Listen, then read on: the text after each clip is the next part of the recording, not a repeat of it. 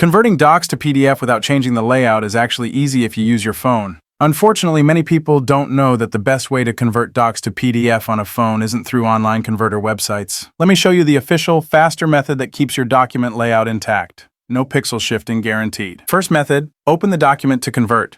Tap the More menu, 3 dots in the top right corner. Choose Share and Export, then Save As. Select PDF document and confirm by pressing OK. Wait a moment, the PDF file will be saved to Google Drive and then displayed like this. The PDF is saved in Google Drive. To save it locally, tap the Download button.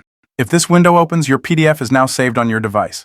For the PDF saved in Google Drive, open the Google Drive app, tap More, then Recent.